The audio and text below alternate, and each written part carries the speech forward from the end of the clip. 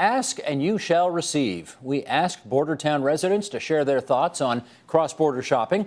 We wanted to hear the good, the bad, and the ugly, and they obliged. Now we take you to 3 of Ontario's border towns for their views. Joining us now from Sault Ste. Marie, Ontario via Skype, Donna Hilsinger, General Manager of Algoma's Water Tower Inn and Suites. In the nation's capital, Bob Peters, Senior Development Officer with the City of Cornwall. And with us here in studio, Kithio Mwanzia, Director of Policy and Government Relations with the Greater Niagara Chamber of Commerce. And we want you to be part of this conversation, so our online editor Daniel Kitts and our producer Hilary Clark are hosting a live chat on our webpage, theagenda.tvo.org. So chime in and share your cross-border shopping thoughts with all of us.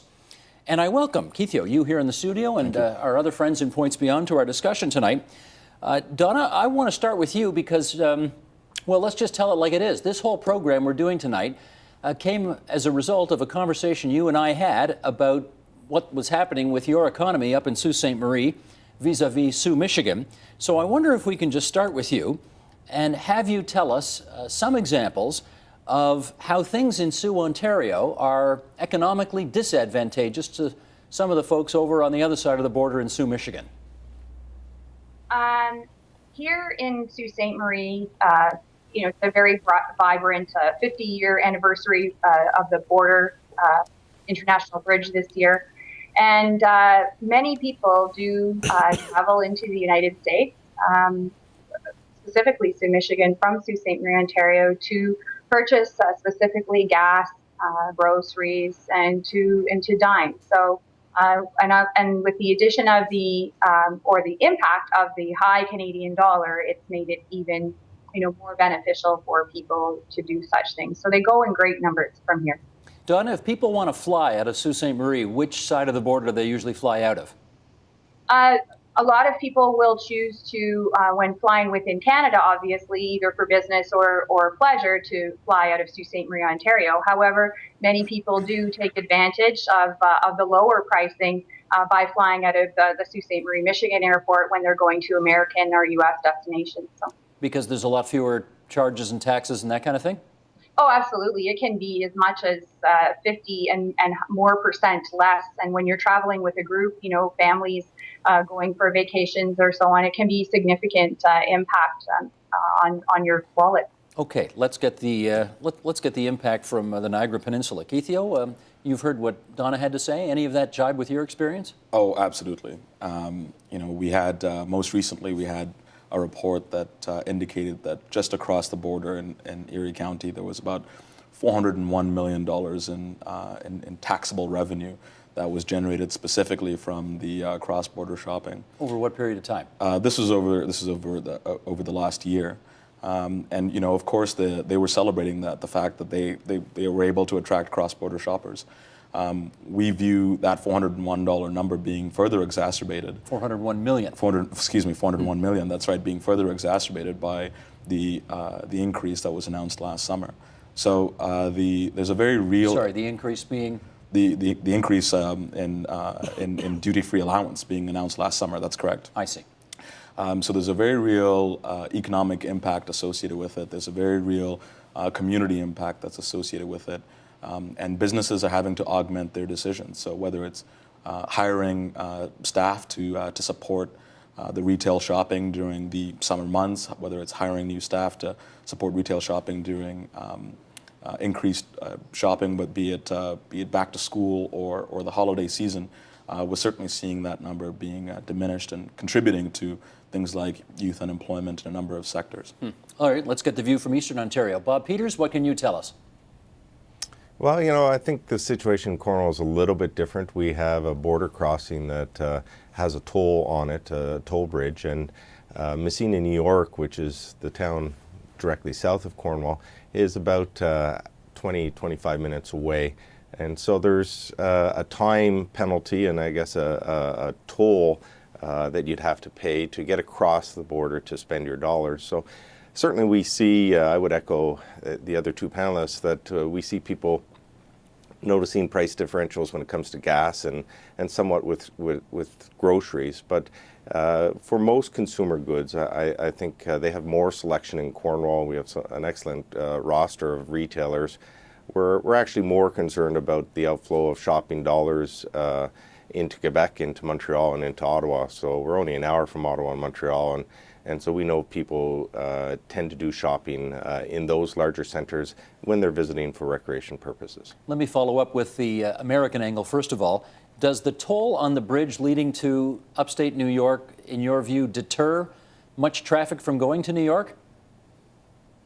I don't think it deters, but it does make an impact. If you're going over to save $10 on a tank of gas, and you have to pay $7 in toll to get across, then it may make that trip not worthwhile, and so you might delay that trip, and when you're over for another reason. The other issue is Massena is much smaller than Cornwall, so in terms of the reason to go over, selection or entertainment, it may not be as greater as other border crossings where the U.S. City is much larger than the Canadian city. And Bob, would I assume correctly that let's not get crazy here. We're not going to go back to the days of a 65-cent dollar as it once was, but if the dollar were, say, at 85 cents or 80 cents, would this problem go away? I don't think so. As long as there's a price discrepancy, I think consumers don't like feeling gouged, or what they're really after is a fair deal. And if they see, for example, the Senate report didn't address certain key issues such as dairy, where our price structure here in Canada creates a huge discrepancy for the same product, or building products, or gasoline. And so there's sometimes very good reasons for those price discrepancies that aren't immediately evident to the consumer when they're looking at spending their dollars. And so as consumer habits change, I think it's important that our retailers recognize where those threats may be to their bottom line and react accordingly. Okay, let's go back to Northwestern Ontario. Donna, tell me this. For the hotel and suites that you operate in Sault Ste. Marie, Ontario, what's minimum wage? The regular minimum wage is $10.25. The minimum wage for a tipped server or a liquor server is $9.50. So you're allowed to hire somebody for a little less than the so-called official minimum wage if tips are a big part of their income. Have I got that right? That is correct. Okay. How about on the other side of the border in Sault, Michigan? If there were now I was about to say a comparable hotel, but of course there's nothing comparable to the Water Tower Inn. I've been there myself. But let's say there was another hotel or restaurant type business on the other side of the border. What minimum wage are they looking at paying their people? A tipped server in Michigan, the current hourly rate is $2.65 an hour. $2.65. That's correct. It's significant difference, almost 4 times what we're paying here. Now, does that mean that if I go over to Sault, Michigan, the chances are my dinner is going to cost a lot less than if I stay in Sault, Ontario? Absolutely. Your dinner is going to cost a lot less. Your alcohol, if you choose to have some, is going to cost a lot less. $3 or $4 for a glass of wine compared to $9 or $8 for a glass of wine in many places in Ontario.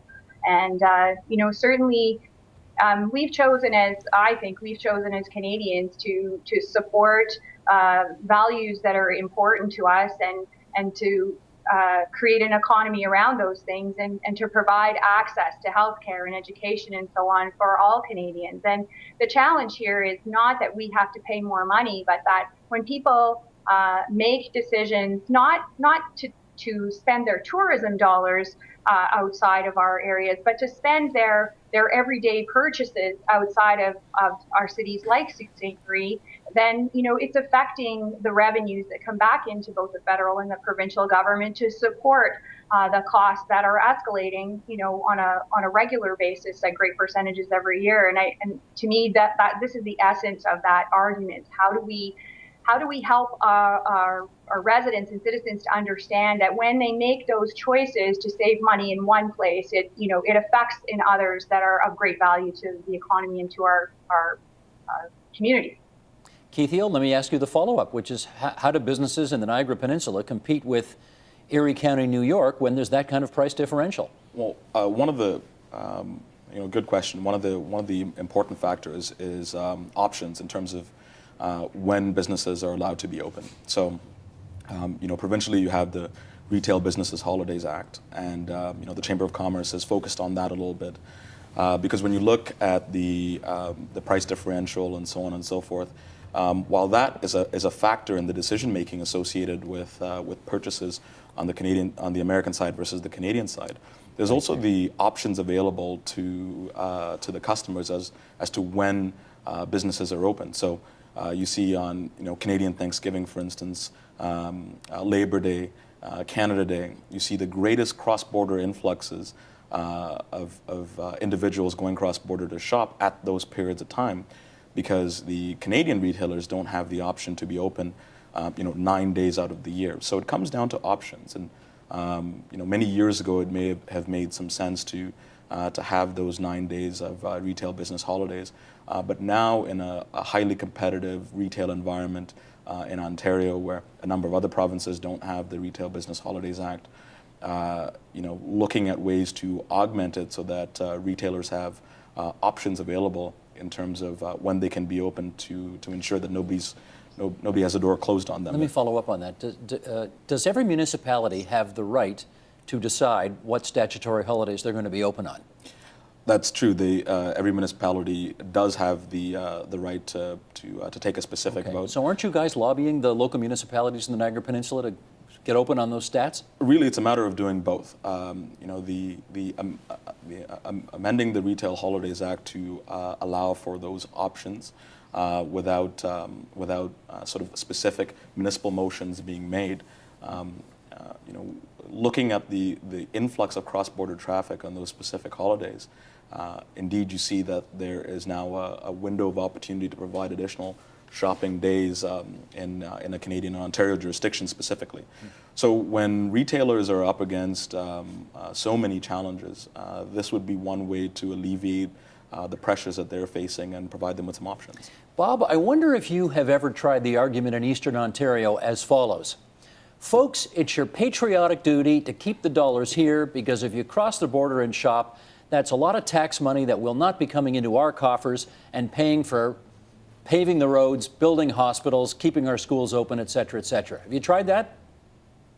It's funny you say that, because we're building a hospital right now, and one of the retailers' comments to me in preparation for this interview was, ask Hannaford how many dollars they've invested in our hospital, because we've raised a lot of money from the business community to support things like a hospital. We're actually also building a new bridge.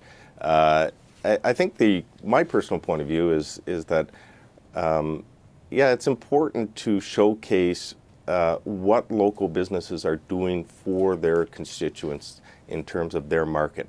And that can be as small as providing a cookie to a kid in a grocery store or providing a play area.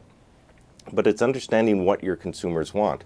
And in Eastern Ontario, our population is getting older, just as it is in the rest of Canada. And I think it's important to showcase, when a business does contribute to a community event, to showcase that they're part of the community. We have our most successful retailers are doing that, and they're getting involved in social media, and they're getting involved in the community, and they become the retailer of first choice for consumers. Sure, they may save a few dollars if they planned out and don't pay themselves the amount of time to go shopping elsewhere. But I think it's much better to get a consumer's dollar if you're actually paying attention to what they really want. And they don't want to be preached to. They want good service, and they want value for their dollar. Well, I don't want us to leave the impression, Donna, that everything is terrible about living near a border community. So I do want to ask you whether or not there are any advantages to being as close to Sault, Michigan, as you are in Sault Ste. Marie, Ontario. Are there advantages to being that close? Well, certainly from the perspective that, when it goes to traveling and having new experiences and reaching into the United States is very simple. This border crossing here does have its times of long lineups, but generally speaking, it's relatively easy to get across. Certain times of the day are different.